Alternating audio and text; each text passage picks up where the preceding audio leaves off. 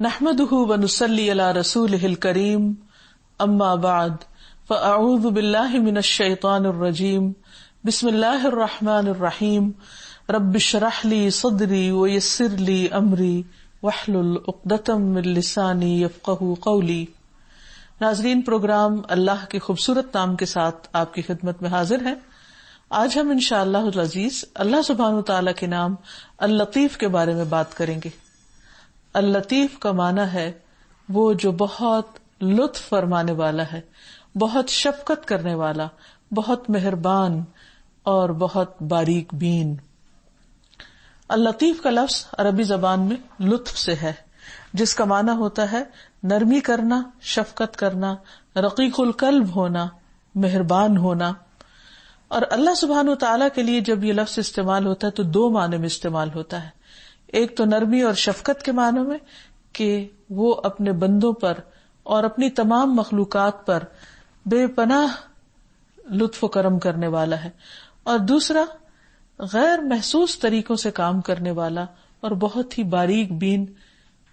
اتنی باریکی سے چیزوں کو دیکھنے والا کہ جہاں اس کی مخلوق کی نگاہ بھی نہیں جاتی، جہاں سے کوئی سوچ بھی نہیں سکتا، جس طرف کسی کا خیال بھی نہیں جاتا،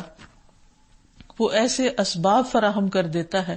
وہ ایسے طریقوں سے اپنا کام کرتا ہے کہ دوسرے کے وہم و گمان میں بھی نہیں ہوتا۔ اللہ سبحانہ وتعالی نے اپنے علم کے ساتھ ایسی چیزوں کا احاطہ کر رکھا ہے جو بندوں کی نگاہوں سے بھی پوشیدہ ہیں، یا بندے اگر چھپ کر کوئی کام کرنا چاہیں یا کسی بھی طریقے سے کوئی ایسا کام کرنا چاہیں کہ جس میں وہ اللہ یا بندوں کو دھوکہ دینا چاہیں، تو اللہ سبحانہ وتعالیٰ ان تمام چیزوں کو بھی بخوبی جانتا ہے۔ لیکن اس کے ساتھ ہی اس کا یہ لطف اور کرم ہوتا ہے کہ وہ بندوں کو فوراً پکڑتا نہیں، اور پھر جب وہ بندوں کی مدد کرنا چاہتا ہے تو اس وقت بھی وہ ایسے ذرائع اور ایسے طریقے اختیار کرتا ہے کہ جس سے بندے خود بھی اس بارے میں سوچ نہیں سکتے، جس کا گمان نہیں کر سکتے۔ وہ ایسے سے طریقوں سے ان تک نیکی اور احسان کو کھینچ لاتا ہے کہ خود انہیں بھی شعور نہیں ہوتا، جس کو وہ سوچ بھی نہیں پاتے۔ تو بہرحال اللطیف کا لفظ یا اللہ سبحانہ وتعالیٰ کا یہ نام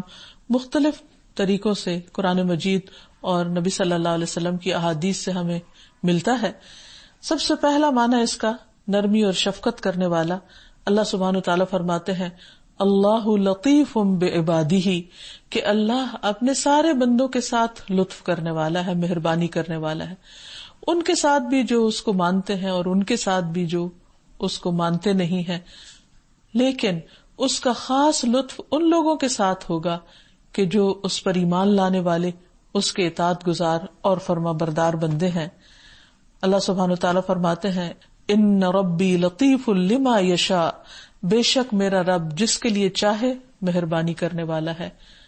اور اللہ سبحانہ وتعالیٰ اپنے محبوب بندوں پر، اپنے دوستوں پر تو اور بھی زیادہ مہربان ہے۔ نبی صلی اللہ علیہ وسلم نے فرمایا اللہ سبحانہ وتعالیٰ اپنے دوستوں کو، اپنے پیاروں کو آگ میں نہیں ڈالے گا، یعنی اس کا یہ لطف خاص ہوگا ان کے لیے، جبکہ لطف عام مہربانی اور عام شفقت اس کی ساری مخلوق کے لیے ہے۔ یہ اللہ سبحانہ وتعالیٰ کا کرم ہوتا ہے، شفقت اور مہربانی ہوتی ہے کہ سزا کا مستحق ہونے کے باوجود بھی وہ اپنے بندوں سے درگزر کر جاتا ہے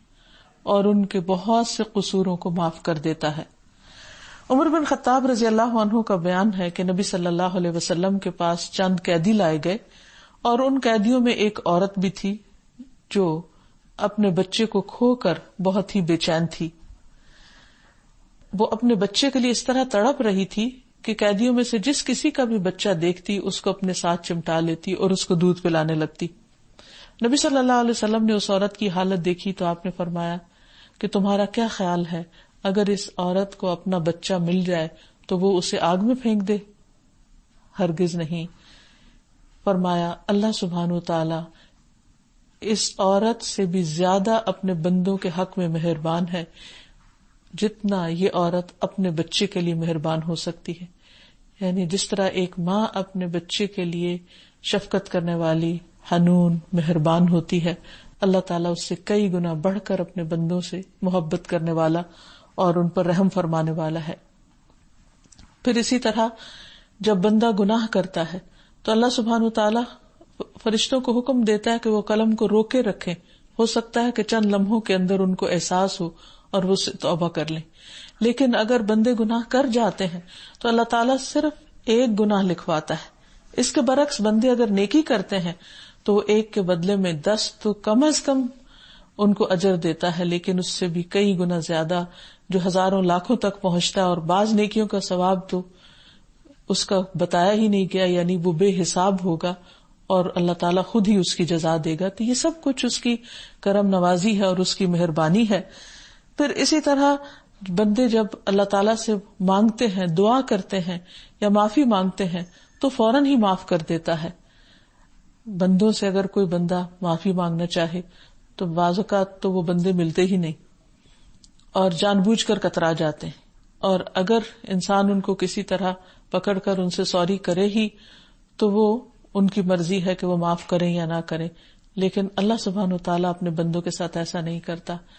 وہ بندے کے پلٹنے سے بے پناہ خوش ہوتا ہے۔ انس بن مالک کہتے ہیں کہ میں نے رسول اللہ صلی اللہ علیہ وسلم کو فرماتے ہوئے سنا کہ اللہ تعالیٰ نے فرمایا، اے ابن آدم، تو جب تک مجھے پکارتا رہے گا اور مجھ سے امید رکھے گا میں تجھے معاف کرتا رہوں گا۔ جو بھی تجھ سے ہوتا رہا مجھے اس کی کوئی پرواہ نہیں، یعنی تو نے کیسے کیسے قصور کیے، کیسی کیسی غلطیاں کی، اس سے مجھے کوئی غرض نہیں۔ اے ابن آدم، اگر تیرے گناہ آسمان کے کناروں تک پہنچ جائیں پھر بھی تو مجھ سے مغفرت مانگے گا تو میں تجھے معاف کر دوں گا۔ اے ابن آدم، یعنی اے آدم کی اولاد، اگر تو زمین کے برابر بھی گناہ کرنے کے بعد مجھ سے اس حالت میں ملے گا کہ تو نے میرے ساتھ ذرا بھی شرک نہیں کیا تو میں تجھے اتنی ہی مغفرت عطا کر دوں گا۔ یعنی اللہ سبحانہ وتعالیٰ سارے گناہ معاف کر سکتا ہے، بس ضرورت اس چیز کی ہے کہ بندہ اپنے رب کی طرف پلٹنے والا ہو۔ وہ اپنے نافرمانوں کے حق میں بھی مہربان ہے۔ فرعون جو اپنے آپ کو خدا کہتا تھا، یعنی کہ وہ عام مجرم نہیں تھا، وہ مجرموں کا سردار تھا، لیکن اس کے باوجود اللہ سبحانہ وتعالیٰ نے جب موسیٰ علیہ السلام کو اس کے پاس حق کا پیغام دے کر بھیجا، اور ان کے ساتھ ہارون علیہ السلام بھی تھے، تو ان دونوں کو خاص طور پر تاکید کی، اور وہ کیا تھی کہ اذهبا الى فرعون انه طغى، کہ فرعون کے پاس جاؤ، اس نے سرکشی کی ہے، فقولا له قولا لینا، تو اس سے نرمی سے بات کرنا۔ فرعون جو اللہ کا نافرمان ہے، لیکن جب اس سے بات کرو، اللہ تعالیٰ کی پہچان کراؤ، اللہ کی طرف بلاؤ، قولا له قولا لینا لعلہ یتذکر او یخشی، شاید وہ نصیحت پکڑ جائے، شاید وہ ڈرنے لگ جائے۔ یعنی اللہ سبحانہ تعالیٰ نے ہر بندے کے اندر اپنی خاص مہربانی کے ساتھ خیر رکھی ہے، اور کچھ بعید نہیں کہ کس وقت کس کی خیر ابھر کر شر پہ غالب آ جائے اور وہ بندہ حق کو قبول کر لے۔ اس لیے کبھی بھی کسی سے مایوس نہیں ہونا چاہیے،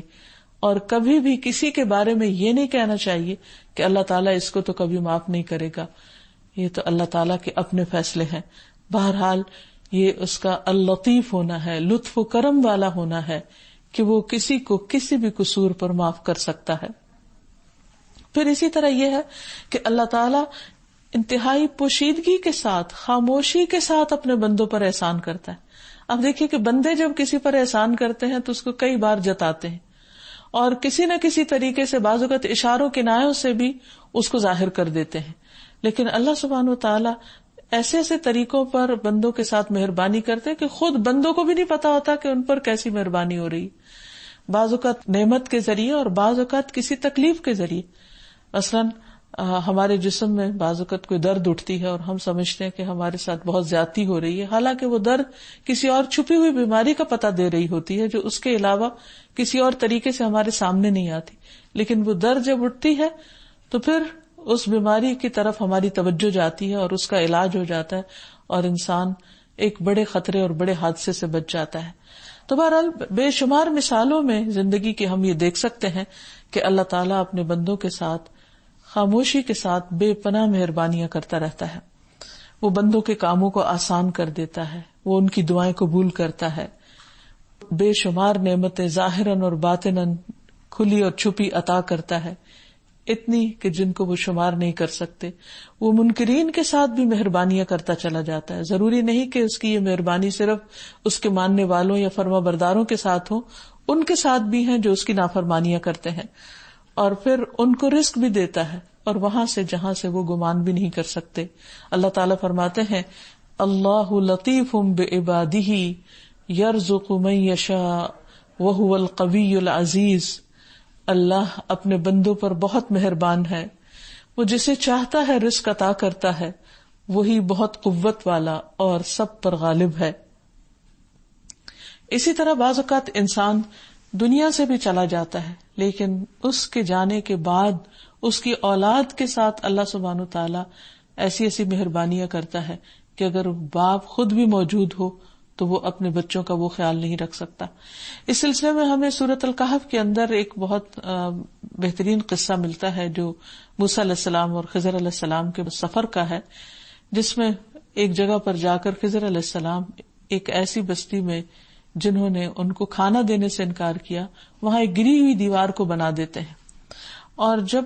موسیٰ علیہ السلام ان سے سوال کرتے ہیں کہ اس بستی کے لوگوں نے تو آپ کے ساتھ اچھا سلوک نہیں کیا اور آپ ان کی دیوار بنا رہے ہیں، تو پھر بعد میں جب خضر علیہ السلام ساری کاموں کی حکمت بتاتے ہیں تو اس وقت بتاتے ہیں کہ ان کا باپ بہت نیک آدمی تھا، فَأَرَادَ رَبُّكَ أَن يَبْلُغَا أَشُدَّهُمَا وَيَسْتَخْرِجَا كَنزَهُمَا، تیرے رب نے ان کے ساتھ ارادہ کیا، یعنی بھلائی، شفقت اور مہربانی کا ارادہ کیا کہ یہ دونوں بچے بالغ ہوں، اور ان کے باپ نے اس دیوار کے نیچے جو خزانہ ان کے لیے دفن کر رکھا ہے وہ اس سے فائدہ اٹھا سکیں اور بڑے ہو کر یہ اپنا خزانہ نکال لیں۔ رحمتم من ربک، یہ تیرے رب کی طرف سے رحمت اور مہربانی کی وجہ سے ہوا ہے۔ تو اللہ تعالیٰ غیب کے خزانوں سے بندوں کی اس طریقے سے مدد کرتا ہے کہ جس کی طرف بندوں کا خود دھیان بھی نہیں جاتا۔ اسی طرح آپ دیکھیے کہ اللہ تعالیٰ نے ہمارے لیے رزق کے جو بے پناہ ذرائع رکھے ہیں ان میں بھی ایسی خاموشی کے ساتھ درخت کام کر رہے ہیں، مثلاً ایک بیج سے درخت بننے میں اور درخت کو بارآور ہونے میں اور پھلدار ہونے میں کتنا لمبا عرصہ درکار ہوتا ہے، لیکن کتنے صبر کے ساتھ ایک درخت سالوں اپنی جگہ پر کھڑا رہتا ہے اور گرو کرتا رہتا ہے، اور کتنی خاموشی کے ساتھ اور غیر محسوس طریقے سے کہ ہم روزانہ اس کی گروتھ کو ناپ نہیں سکتے، کس غیر محسوس طریقے سے وہ انتظام ہوتا رہتا ہے۔ پھر ہم بعض اوقات غور کرتے بھی ہیں اور بعض اوقات نہیں کرتے، بعض اوقات درختوں پہ پھول آتے ہیں، پھل آتے ہیں اور وہ گرو کرتے ہیں حتیٰ کہ وہ پک جاتے ہیں، پھر جا کر ہمارا دھیان آتا ہے اور ہم ایک دم ان کو چند منٹوں کے اندر ان کو کھا کر ختم بھی کر دیتے ہیں، لیکن ہم کبھی غور نہیں کرتے کہ رب نے کیسے ان کی پلاننگ کی اور کس طرح ان کو بڑھایا، اور بغیر کوئی شور مچائے اور بغیر کوئی گندگی پھیلائے اور پولوشن پیدا کیے یہ درخت کس بہترین طریقے سے، اور نہ صرف یہ کہ درخت، بے شمار کھیتیاں ہمارے لیے کس طرح رزق کا سامان لیے ہوئے ہیں۔ یہ کیا ہے؟ یہ دراصل اللہ سبحانہ تعالیٰ کا لطف و کرم ہے۔ پھر اسی طرح آسمان سے منو ٹنوں پانی برستا ہے بارش کی شکل میں، لیکن وہ بندوں کو زخمی نہیں کرتا، بندوں کے اوپر بوجھ بن کے نہیں گرتا۔ کس طرح وہ ایک ایک قطرے کی شکل میں کس طرح ہلکی ہلکی فوار پڑتی ہے یا بارش برستی ہے جو بندوں کے لیے ایک راحت کا باعث ہوتی ہے، اور کس طرح وہ زمین کو سیراب کرتا ہے، اور زمین بھی کس طرح آہستہ آہستہ اس پانی کو اپنے اندر جذب کر جاتی ہے، سمو لیتی ہے، اور بندوں کے لیے پھر جہاں ضرورت ہوتی ہے وہ پانی میٹھے پانی کی شکل میں بھی بعض اوقات نکلتا ہے۔ پھر یہ ہے کہ اللہ سبحانہ وتعالیٰ رزق کے ایسے ایسے سامان پیدا کرتا ہے کہ جس کا بندے سوچ بھی نہیں سکتے۔ بعض اوقات ایک انسان ایک جگہ پیدا ہوتا ہے، اس کی عمر وہاں گزرتی ہے، لیکن وہاں اس کے لیے کوئی رزق کے اسباب نہیں ہوتے، اللہ تعالیٰ اس کا رزق کہیں اور لکھے ہوتا ہے، اور کس طریقے سے وہ مختلف طرح کے کنیکشن جڑتے جاتے ہیں، مختلف طرح کے ڈاٹس جڑتے جاتے ہیں، اور انسان وہاں پہنچ جاتا ہے جہاں اس کے لیے اللہ تعالیٰ نے بے پناہ مہربانی کے سامان رکھے ہوتے ہیں۔ اللہ تعالیٰ قرآن مجید میں فرماتا ہے وَمَن يَتَّقِ اللَّهَ يَجْعَل لَّهُ مَخْرَجًا وَيَرْزُقْهُ مِنْ حَيْثُ لَا يَحْتَسِبُ، جو اللہ سے ڈرے گا اللہ تعالیٰ اس کے لیے نکلنے کا کوئی راستہ ضرور بنا دے گا اور اسے وہاں سے رزق دے گا جہاں سے وہ گمان بھی نہیں کرے گا۔ یہی اللہ تعالیٰ کی مہربانی ہے۔ اسی طرح اللہ تعالیٰ اپنے پیغمبروں پر مہربان ہوا، زکریا علیہ السلام کو کس طرح اپنے لطف و کرم کے ساتھ بڑھاپے میں اولاد دی، مریم علیہ السلام کو کس طرح رزق کا سامان فراہم کیا. پھر اللہ تعالیٰ بندوں کو بعض اوقات ایسے شر سے محفوظ رکھتا ہے جس کا خود بندوں کو نہیں پتا کہ وہ ان کے لیے شر ہے. آسمان سے اترنے والی بلائیں، زمین سے نکلنے والے مختلف طرح کے تکلیف دہ چیزیں، یہ سب چیزیں بھی اللہ تعالیٰ خود بخود بندوں کے حق میں اس طرح ان تکلیفوں کو اور شر کو روکتا ہے کہ بندے اس دنیا پر جی سکیں اور آسانی سے اپنے کام کاج کر سکیں. اور اس میں ہم دیکھتے ہیں کہ ایک مرتبہ نبی صلی اللہ علیہ وسلم کے پاس ہر طرف سے جنات اور شیاطین جمع ہونے لگے، اور کچھ مفسد جنوں نے یہ پلان بنایا کہ ایک آگ کا شعلہ لا کر آپ کو تکلیف پہنچائیں.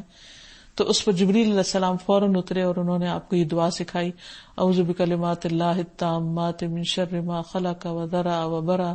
ومن شر ما ينزل من السماء وما يعرج فيها ومن شر ما يلج في الارض وما يخرج منها ومن شر طوارق الليل والنهار الا طارقا يترك بخير يا رحمن. آپ نے آ کر جبریل علیہ السلام نے نبی صلی اللہ علیہ وسلم سے کہا کہ آپ فوراً یہ دعا پڑھیے کہ میں اللہ کے مکمل کلمات کے ذریعے ان تمام چیزوں کے شر سے پناہ مانگتا ہوں جنہیں اللہ نے پیدا کیا اور انہیں وجود عطا کیا اور موجود کیا، ان تمام چیزوں کے شر سے جو آسمان سے اترتی ہیں اور جو آسمان کی طرف چڑھتی ہیں، رات اور دن کے فتنوں کے شر سے اور رات کو ہر آنے والے کے شر سے، سوائے اس کے جو خیر کے ساتھ آئے اے رحمان. نبی صلی اللہ علیہ وسلم نے فرمایا ان کلمات کے پڑھتے ہی ان کی آگ بجھ گئی اور اللہ تعالیٰ نے انہیں شکست سے دوچار کر دیا. تو بہرحال اللہ تعالیٰ ہی بہتر طور پر جانتا ہے کہ انسان کے لیے کون کون سے دشمن ہیں اور کس کس طرح سے اس پر حملہ آور ہو سکتے ہیں، اور یہ اس کی مہربانی تھی کہ اس نے کتاب ہدایت اتاری اور اس میں ہمیں زندگی گزارنے کے سلیقے بتائے، اور پھر نبی صلی اللہ علیہ وسلم کو بھیجا اور ان کے ذریعے ہمیں ایسی بہت سی دعائیں، حفاظت کی دعائیں اور ایسی چیزیں پڑھنے کو بتایا کہ جن سے ہم بہت سے شر اور فساد سے محفوظ رہ سکتے ہیں. پھر اسی طرح یہ ہے کہ اللہ تعالیٰ کا جو لطف خاص ہے وہ اس کے نیک بندوں کے لیے ہوگا جو موت سے لے کر موت کے بعد کے سارے مراحل پر ان کے ساتھ رہے گا. مثلا اللہ تعالیٰ کے پیاروں کو جب موت آتی ہے تو اس کے بارے میں بھی آتا ہے کہ وہ کتنے اچھے طریقے سے آتی ہے. جیسے قرآن مجید میں آتا ہے وَالنَّاشِطَاتِ نَشْطًا، قسم ہے ان فرشتوں کی جو آسانی سے بند کھولتے ہیں، یعنی آسانی سے روح کو نکال کے لے جاتے ہیں، خصوصاً جو اللہ کے مقرب بندے ہوتے ہیں.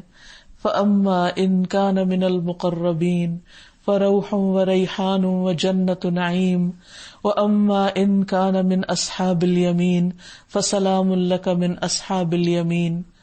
اگر وہ مرنے والا مقربین میں سے ہو تو اس کے لیے راحت، عمدہ رزق اور نعمتوں والی جنت ہوگی، اور اگر وہ دائیں ہاتھ والوں میں سے ہوگا تو اے دائیں ہاتھ والے تجھ پر سلامتی ہو. نبی صلی اللہ علیہ وسلم نے فرمایا بندہ مومن جب دنیا سے رخصتی اور آخرت کے سفر پر جانے کے قریب ہوتا ہے تو اس کی طرف آسمان سے روشن چہروں والے فرشتے آتے ہیں، گویا کہ ان کے چہرے سورج کی طرح ہوں. ان کے پاس جنت کا کفن اور جنت کی حنوت یعنی خوشبو ہوتی ہے. وہ تا حد نگاہ بیٹھ جاتے ہیں، پھر ملک الموت آ کر سرہانے بیٹھ جاتے ہیں اس کے، کہتے ہیں اے نفس مطمئنہ اللہ کی مغفرت اور خوشنودی کی طرف چلو. جیسے ایک شفقت کرنے والی مہربان ماں اپنے بچے کے سرہانے بیٹھ کر اس کو نیند سے جگاتی ہے. چنانچہ اس کی روح اس طرح بہہ کر نکل جاتی ہے جیسے مشکیزے کے منہ سے پانی کا قطرہ. ملک الموت اسے پکڑ لیتے ہیں. دوسرے فرشتے پلک جھپکنے کی دیر میں اس کی روح کو ملک الموت کے ہاتھ میں نہیں رہنے دیتے، بلکہ ان سے لے کر اسے کفن میں لپیٹ کر اس پر اپنی لائی ہوئی خوشبو مل دیتے ہیں، اور اس کے جسم سے ایسی خوشبو آتی ہے جیسے مشک یعنی مسک کا ایک خوشگوار جھونکا جو زمین پر محسوس ہو سکے. پھر فرشتے اس روح کو لے کر اوپر چڑھ جاتے ہیں. پھر اسی طرح اللہ تعالیٰ اپنے پیارے بندوں سے قیامت کے دن حساب بھی آسان لے گا اور ان کے ساتھ نرمی کا معاملہ کرے گا، ان کے گناہوں کو ڈھانپ دے گا، انہیں ہر طرح کی ذلت اور رسوائی سے محفوظ رکھے گا. پھر اسی طرح اللطیف کا ایک معنی باریک بین بھی ہے کہ بہت باریکی سے چیزوں کو دیکھنے والا، صرف ظاہر میں نہیں دیکھنے والا، ان کے پیچھے بھی یعنی انسان کے مثلاً اعمال ہیں تو صرف ان کے اعمال کو نہیں بلکہ اعمال کے پیچھے نیتیں اور ارادے ان تک کو جاننے والا، اور پھر ان اعمال کا وقتی اثر نہیں بلکہ ان اعمال کے جو اثرات باقی رہ جائیں گے رہتی دنیا تک ان کو بھی جاننے والا ہے، اور پھر ان اعمال کے جو اثرات دیگر لوگوں پر پڑ رہے ہیں ان سب کو بھی جاننے والا ہے، اور اس چیز کو سوائے اللہ سبحانہ وتعالیٰ کے اور کوئی بھی نہیں جان سکتا کہ ایک انسان نے اپنی زندگی میں جو جو کام کیے ہیں ان کاموں کے امپریشنز پورے ماحول پر کیا پڑے ہیں اور اثرات کہاں کہاں تک گئے ہیں، یہ سب باریکیاں اللہ ہی کو معلوم ہے. وہی اللطیف ہے جس کے برابر کوئی بھی نہیں، جس کا اس میں کوئی بھی شریک نہیں. اللہ تعالیٰ فرماتے ہیں الا یعلم من خلق وہو اللطیف الخبیر، کیا وہ نہ جانے گا جس نے پیدا کیا اور وہ باریک بین ہے، خوب خبر رکھنے والا ہے. وہ تو سینوں کے بھید تک جانتا ہے. وَأَسِرُّوا قَوْلَكُمْ أَوِ اجْهَرُوا بِهِ إِنَّهُ عَلِيمٌ بِذَاتِ الصُّدُورِ، تم اپنی بات کو چھپاؤ یا اسے بلند آواز سے کرو، یقیناً وہ سینوں والی باتیں بھی خوب جانتا ہے. دلوں کے اندر اٹھنے والے خیالات، قرآن مجید میں آتا ہے ان اللہ یحول بین المرء وقلبہ، اللہ بندے اور اس کے دل کے درمیان حائل ہوتا ہے. یعنی بندہ اپنے خیال کو خود بھی ابھی نہیں جانتا ہوتا کہ اللہ تعالیٰ کو اس سے بھی پہلے پتا ہوتا ہے. کوئی بھی چیز اس سے چھپی ہوئی نہیں. ان اللہ لا یخفی علیہ شیء فی الارض ولا فی السماء، اللہ تعالیٰ سے آسمان اور زمین کی کوئی ایک بھی چیز، ذرے برابر چیز بھی چھپی ہوئی نہیں اور نہ ہی کوئی چھپا سکتا ہے. اگر وہ کسی چٹان کے اندر بھی ہو تو اللہ تعالیٰ اس کے بارے میں بھی جانتا ہے، خواہ وہ کوئی رینگنے والا کیڑا ہو، پیراسائٹ ہو،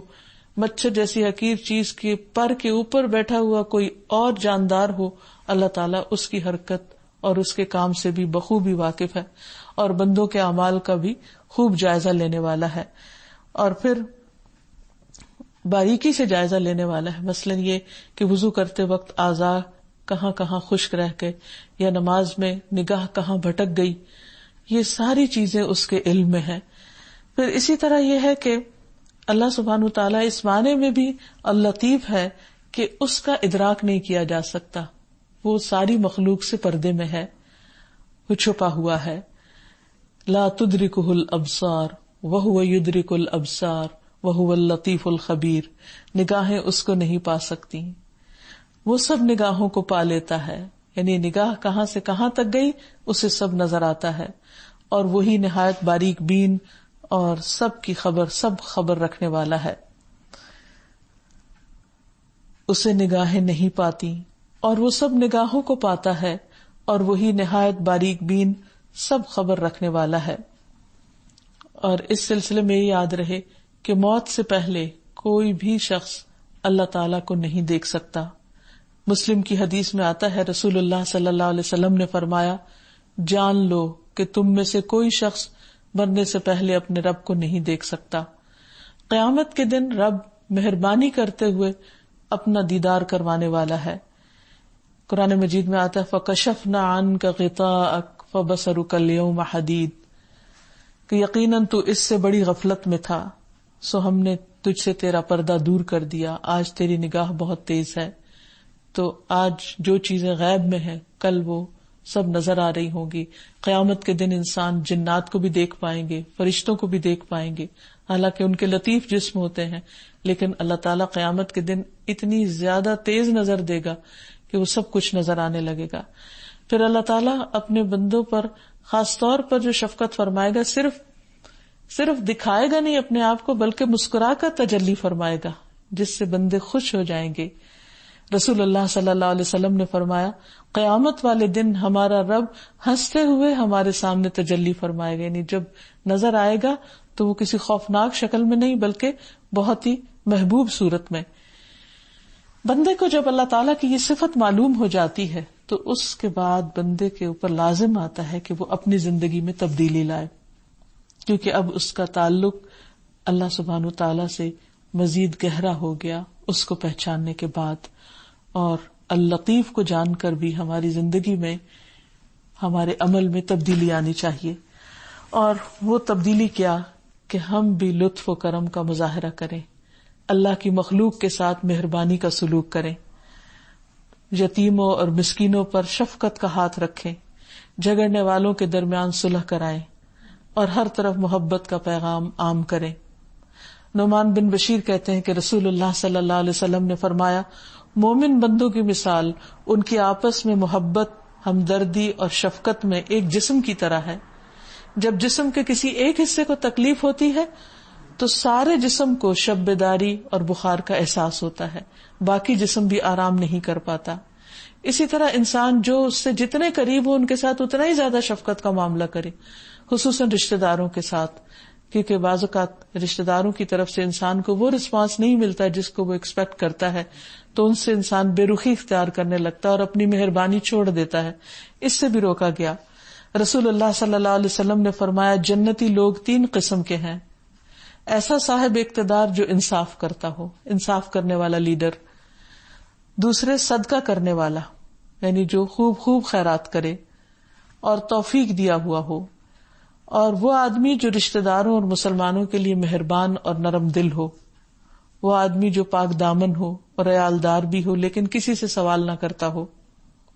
پھر اسی طرح مسکینوں کے ساتھ، محتاجوں کے ساتھ، کمزور لوگوں کے ساتھ، غریب لوگوں کے ساتھ، جو معاشرے کے محروم طبقات ہیں ان کے ساتھ خصوصی شفقت کا معاملہ کرنا چاہیے۔ ہمارے دین میں اس کی بہت زیادہ تاکید کی گئی ہے۔ اللہ سبحانہ وتعالی ہمارے ساتھ مہربان ہے، اس نے ہمیں نعمتوں سے نواز رکھا ہے، تو ہم پر لازم ہے کہ ہم ان لوگوں کے ساتھ مہربانی کا سلوک کریں جن کو اللہ تعالیٰ نے کچھ چیزوں سے محروم کر کے امتحان میں ڈالا ہوا ہے۔ ابو ذر رضی اللہ عنہ سے مروی ہے کہ مجھے میرے خلیل صلی اللہ علیہ وسلم یعنی میرے دوست محمد صلی اللہ علیہ وسلم نے مجھے 5 چیزوں کا حکم دیا ہے۔ نمبر 1، انہوں نے حکم دیا مساکین پر رحم کرنے کا اور ان سے قریب رہنے کا۔ نمبر 2، اپنے سے نیچے والے کو دیکھنے کا اور اوپر والے کو نہ دیکھنے کا۔ نمبر 3، صلہ رحمی کرنے کا، خواہ کوئی اس کو توڑے۔ نمبر 4، حق بات کہنے کا، خواہ وہ تلخ ہی کیوں نہ ہو۔ اور نمبر 5 یہ کہ میں کثرت سے لا حول ولا قوت الا باللہ پڑھتا رہوں۔ تو اس میں خاص طور پر اپنے سے کمزور لوگوں کے ساتھ اچھا سلوک کرنے کا سبق دیا گیا ہے، اور اس کے علاوہ دنیا میں جن کے پاس نعمتیں زیادہ ہوں ان کی طرف نہ دیکھا جائے، کیونکہ پھر اس طرح انسان کو ملنے والی نعمتیں حقیر نظر آئیں گی اور وہ اللہ تعالیٰ سے شکوہ کرنے لگے گا اور اپنی زندگی بھی مزریبل بنا لے گا۔ اور اسی طرح رشتہ دار جو کہ بہت توقعات رکھتے ہیں، تو وہ اگر ناراض بھی ہو تو بھی انسان آگے بڑھ کر ان کے ساتھ اچھا سلوک کرے۔ پھر اسی طرح کسی کو اچھی بات بتائے، اچھی نصیحت کرے انسان، خواہ وہ اس کو بری کیوں نہ لگے، کیونکہ اسی میں اس کی عزت ہے۔ مثلاً ایک شخص اگر کوئی بات غلط کر رہا ہے، کوئی کام غلط کر رہا ہے اور اس کو نہ روکا جائے تو وہ سب کی نظروں میں گرا رہے گا، لیکن اگر اس کو بتا دیا جائے، خواہ وہ اس کو برا ہی لگے، تو وہ اس کی عزت میں اضافے کا باعث ہوگا اگر وہ اس غلط چیز کو چھوڑ دے۔ پھر اسی طرح کثرت سے اللہ کے ذکر کا حکم دیا گیا، اور لا حول ولا قوت الا باللہ، جو کہ عرش کے خزانوں میں سے ایک خزانہ ہے۔ پھر اسی طرح اللہ سبحانہ تعالی کی صفت اللطیف سے باخبر ہونے کے بعد انسان کے لیے لازم ہے کہ وہ اپنی گفتگو کو بھی اچھا بنائے اور نرمی کے ساتھ لوگوں کے ساتھ معاملہ کرے، بشاشت کے ساتھ اچھے مسکراتے ہوئے لوگوں کے ساتھ پیش آئے، اچھی گفتگو کو لازم کر لے، کیونکہ نبی صلی اللہ علیہ وسلم نے فرمایا کہ تم پر لازم ہے عمدہ کلام۔ پھر اسی طرح سلام کو عام کرے، لوگوں سے آگے بڑھ کر ملے، لوگوں کی بات توجہ کے ساتھ سنے۔ ہانی بن یزید کہتے ہیں کہ میں نے کہا، اے اللہ کے رسول صلی اللہ علیہ وسلم، کون سی چیز جنت کو واجب کر دیتی ہے؟ آپ نے فرمایا، بس تم عمدہ کلام اور کھانا کھلانے کو لازم پکڑ لو۔ یعنی اگر جنت میں جانا چاہتے ہو تو بات اچھی طرح کرو اور لوگوں کو کھانا کھلاؤ۔ اسی طرح ملازمین سے بھی اچھی طرح بات کی جائے، کیونکہ بعض اوقات ہم اپنے سے بڑوں سے تو بات بہت عمدہ طریقے سے کرتے ہیں اور کبھی اپنے ساتھ والوں کے ساتھ بھی اچھا ہی بول لیتے ہیں، لیکن جو اپنے سے درجے میں رتبے میں کم ہوتے ہیں عموماً ان کے ساتھ ہم سختی سے بات کرتے ہیں۔ تو یہاں پر خصوصی طور پر ملازمین سے یا اپنے سے چھوٹوں سے اچھی طرح بات کرنے کی بات ہوئی ہے، کیونکہ نبی صلی اللہ علیہ وسلم نے فرمایا، جن کے تمہارے دائیں ہاتھ مالک ہوئے یعنی جو غلام ہیں، انہیں پیٹ بھر کر کھلاؤ پلاؤ، ان کو کپڑا پہناؤ اور ان سے نرم کلام کرو۔ پھر اسی طرح دشمن سے بھی نرمی سے بات کی جائے، پھر معاف کرنے کو لازم پکڑ لیا جائے، پھر یہ ہے کہ لوگوں کے لیے آسانی پیدا کی جائے، یہ بھی لطف و کرم کا ایک حصہ ہے۔ پھر اسی طرح آپ صلی اللہ علیہ وسلم نے فرمایا، کیا تم لوگوں کو میں اس شخص کے بارے میں نہ بتاؤں جس پر دوزخ کی آگ حرام ہے اور وہ آگ پر حرام ہے؟ ہر وہ شخص جو قریب رہنے والا، نرم اور آسان ہو، یعنی ایزی گوئنگ پیپل، چیزوں کو کمپلیکیٹڈ بنانے والے نہ ہوں، مشکل بنانے والے نہ، دوسروں کے لیے روڑے اٹکانے والے نہ ہوں، بلکہ ان کے لیے کاموں کو آسان کرنے والے ہوں۔ تو جو دوسروں کے لیے آسانیاں کرے گا، اللہ سبحانہ وتعالیٰ اس کے لیے آسانیاں فرما دے گا۔ نبی صلی اللہ علیہ وسلم نے فرمایا، لوگوں سے آسانی والا معاملہ کرو، تنگی والا معاملہ نہ کرو، لوگوں کو خوشخبری سناؤ، نفرت نہ دلاؤ۔ ایک اور جگہ پر آتا ہے، آپ نے فرمایا، جس نے تنگ دست پہ آسانی کی، اللہ اس پر دنیا اور آخرت میں آسانی فرمائے گا۔ پھر اسی طرح لطف و کرم کا تقاضا یہ ہے کہ لوگوں کو رعایت دی جائے، ان کا عذر قبول کیا جائے، اور ان کے ساتھ بات کرتے وقت کھلے چہرے سے بات کی جائے، خوش دلی سے سلام کیا جائے، صرف لیے دیے ہوئے کرنا بلکہ عمدہ طریقے سے۔ پھر اسی طرح یہ ہے کہ اگر لوگوں کے درمیان جھگڑا ہو جائے تو ان کے درمیان صلح کرائی جائے، ان کے جھگڑوں کو ختم کیا جائے، کیونکہ اصلاح کروانا بھی صدقہ ہے۔ پھر یہ کہ ذاتی عبادات سے بھی زیادہ افضل کام ہے۔ نبی صلی اللہ علیہ وسلم نے فرمایا، میں تمہیں نماز، روزے اور زکوٰۃ سے افضل درجے کا عمل نہ بتاؤں؟ صحابہ نے عرض کیا، کیوں نہیں؟ آپ نے فرمایا، آپس میں صلح کروانا، جبکہ لوگوں میں پھوٹ اور فساد ڈالنا دین کو مونڈ دینے والی چیز ہے۔ تو اس کا یہ مطلب نہیں کہ انسان نماز روزہ چھوڑ دے اور صرف صلح کراتا رہے۔ اس کا مطلب یہ ہے کہ کبھی انسان اس بات کا حریص ہوتا ہے کہ اس کی نمازیں، اس کی اپنی عبادات بہت اچھے طریقے سے ہوں، آسانی سے ہوں، اس لیے وہ دوسروں کے معاملات میں دخل نہیں دیتا یا ان کی مدد کرنے کے لیے آگے نہیں بڑھتا، جبکہ اس سلسلے میں ہونا یہ چاہیے کہ انسان بعض اوقات اپنی ذات پر تکلیف اٹھا کر دوسرے کے لیے آسانی پیدا کر دے۔ جب انسان کو اللہ سبحانہ وتعالیٰ کی یہ صفت معلوم ہو جاتی ہے کہ اللہ تعالیٰ دلوں کے حال جانتا ہے، اللہ تعالیٰ باریک بین ہے، اللہ تعالیٰ لطف و کرم کرنے والے ہیں، تو پھر انسان کی دعاؤں میں بھی خشوع و خضوع بڑھ جاتا ہے، اور دعا کی قبولیت کا یقین بھی بڑھ جاتا ہے، اور انسان خوشی کے ساتھ اللہ سبحانہ وتعالیٰ کی طرف پلٹتا ہے۔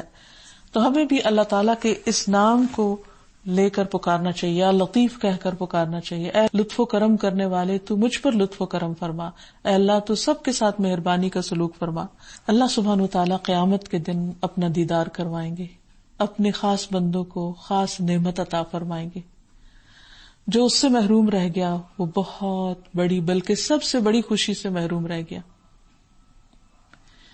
اس کے لیے خاص طور پر اللہ تعالیٰ سے دعا کرنی چاہیے۔ نبی صلی اللہ علیہ وسلم نے بہت عمدہ دعا سکھائی ہے، اس دعا کو یاد کر لیا جائے اور اپنی خاص قبولیت کے اوقات میں پڑھا بھی جائے۔ انسان دنیا کی چھوٹی چھوٹی خوشیوں کے لیے، چھوٹی چھوٹی کامیابیوں کے لیے کس قدر محنت کرتا ہے، کوشش کرتا ہے، اور کتنی دعائیں مانگتا ہے، اور خود بھی مانگتا ہے، اوروں کو بھی کہتا ہے کہ میرے لیے دعا کرو، جبکہ یہ خوشی سب سے بڑی خوشی ہوگی کہ اللہ سبحانہ وتعالیٰ اپنے چہرے کا دیدار کروائیں، اپنے خاص بندوں کو اپنا آپ دکھائیں، جس کو دیکھ کر ان کے لیے جنت کی ہر نعمت کم ہو جائے گی اور وہ کبھی بھی اس سے دور نہ جانا چاہیں گے۔ یہ ہے الٹیمیٹ ڈیلائٹ، یہ ہے الٹیمیٹ خوشی اور کامیابی کا وہ مقام جس سے آگے پھر کچھ نہیں۔ تو اللطیف کے چہرے کو دیکھنے کی دعا جو ہے، نبی صلی اللہ علیہ وسلم اپنی نماز میں یہ دعا مانگتے تھے، وَأَسْأَلُكَ بَرْدَ الْعَيْشِ بَعْدَ الْمَوْتِ وَأَسْأَلُكَ لَذَّةَ النَّظَرِ إِلَى وَجْهِكَ وَالشَّوْقَ إِلَى لِقَائِكَ فِي غَيْرِ ضَرَّاءَ مُضِرَّةٍ وَلَا فِتْنَةٍ مُضِلَّةٍ اللَّهُمَّ زَيِّنَّا بِزِينَةِ الْإِيمَانِ وَاجْعَلْنَا هُدَاةً مُهْتَدِينَ۔ اے اللہ، میں موت کے بعد زندگی کی ٹھنڈک مانگتا ہوں اور تیرے چہرے کو دیکھنے کی لذت کا سوال کرتا ہوں اور تجھ سے ملاقات کا شوق مانگتا ہوں، بغیر اس کے کہ کسی نقصان دہ مصیبت میں پھنسوں یا کسی گمراہ کن فتنے میں مبتلا ہو جاؤں، یعنی کوئی ایسی چیز نہ آ جائے بیچ میں کہ میں اس سے محروم ہوں۔ اے اللہ ہمیں ایمان کی زینت سے مزین کر دے اور ہمیں ہدایت یافتہ لوگوں کا رہنما بنا دے۔ پھر اسی طرح یہ ہے کہ اللہ سبحانہ و تعالیٰ چونکہ باریک بین ہے، چھپے ہوئے گناہوں کو بھی جانتے ہیں، دل کے رازوں کو بھی جانتے ہیں، وسوسوں اور خیالات تک کو بھی جانتے ہیں، اس لیے یہ دعا بھی مانگنی چاہیے، رب اغفر لی ما اسررت وما اعلنت، اے میرے رب میرے پوشیدہ اور ظاہری تمام گناہوں کو معاف کر دے۔ ایک اور دعا ہے، اللہم لک اسلمت وبک آمنت وعلیک توکلت وإلیک انبت وبک خاصمت وإلیک حاکمت فاغفر لی ما قدمت وما اخرت وما اسررت وما اعلنت انت الہی لا الہ الا انت۔ اے اللہ میں تیرے سامنے ہی جھکا،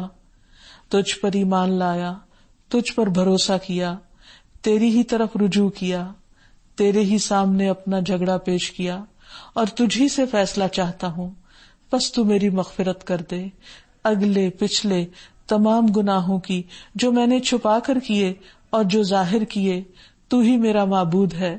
تیرے سوا اور کوئی عبادت کے لائق نہیں۔ تو اللہ سبحانہ تعالیٰ اپنی خاص رحمت، لطف اور مہربانی کے ساتھ انشاءاللہ گناہ معاف فرما دے گا، کیونکہ بعض اوقات ہم خود بھی نہیں جانتے کہ ہم کہاں کہاں قصوروار ہوئے، کیا کیا غلطیاں ہم نے کی۔ اللہ تعالیٰ ان سب کو معاف کر دینے والا ہے، ہمیں مانگنے کا شوق ہونا چاہیے۔ قبولیت تو اللہ سبحانہ تعالیٰ ہی کا کام ہے، اور پھر زندگی کے کاموں کو آسان بنانے کے لیے بھی اللہ تعالیٰ سے دعا کرنی چاہیے، اللہم لا سہل الا ما جعلتہ سہلا وانت تجعل الحزن سہلا اذا شئت۔ اے اللہ کوئی چیز آسان نہیں مگر جس کو تو آسان کر دے،